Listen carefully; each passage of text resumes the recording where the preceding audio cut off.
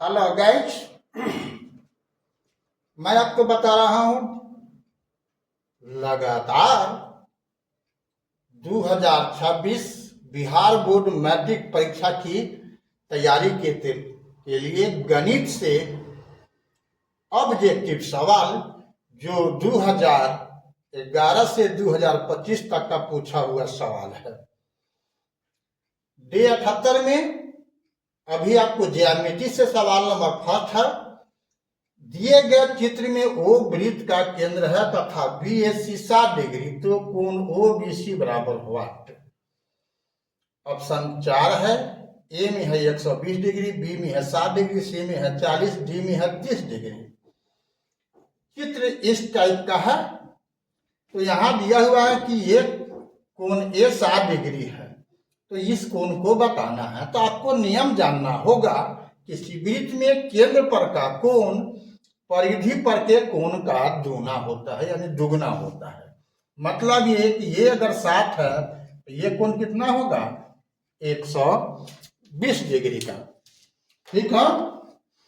फिर अगर ये बात जानते हो तो आपको और बताना है कि किसी त्रिभुज में समान भुजाओं के समूह कोण क्या होते हैं? समान होते हैं।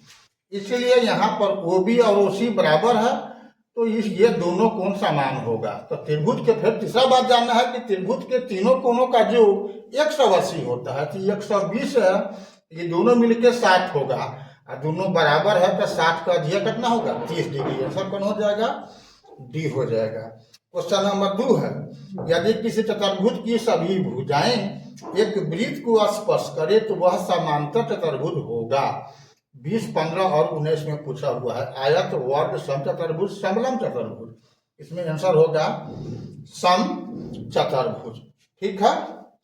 इसलिए कि समांतर चतुर्भुज है और इसके चारों बगल से वृत्त है। तो समचतुर्भुज के विकर्ण एक दूसरे को समकोण पर समविभाजित करते हैं, यह संभव है। लेकिन चारों कोण अगर बराबर हो जाएगा, 90 हो जाएगा, तब काम में गड़बड़ हो जाएगा। तो समांतर चतुर्भुज में होना जरूरी नहीं है। खैर कौन होगा? सी होगा। अगला सवाल देखते हैं। सवाल 3 है। दिए गए चित्र में कोण BOC वृत्त का व्यास है, तो AB तथा AB बराबर AC, तो कोण ABC। ये बोल रहा है कि BC क्या है? BOC वृत्त का व्यास है। ये व्यास हो गया, तो ये ऊपर वाला अर्धवृत्त हो गया, नीचे वाला भी अर्धवृत्त है। तो अर्धवृत्त का कोण समकोण होता है, तो ये कोण क्या हो गया?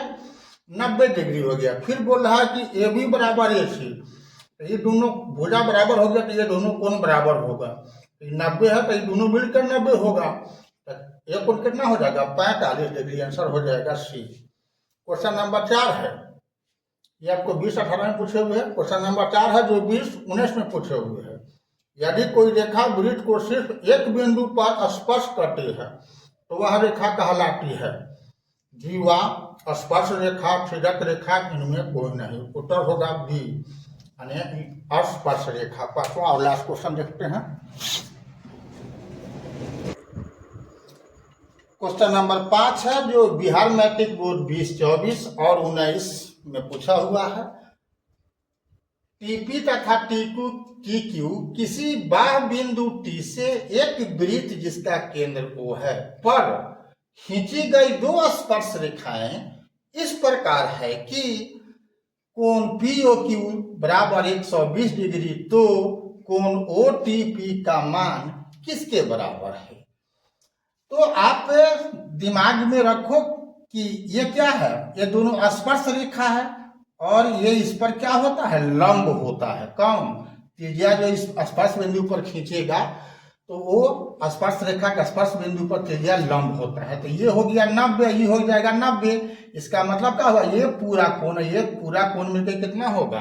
180 डिग्री। ये आपको दिया हुआ है कितना? प्रश्न में दिया हुआ है 120 डिग्री। इसका मतलब कोण T कितना होगा? पूरा कोण 60 डिग्री होगा। लेकिन पूछ रहा है कौन?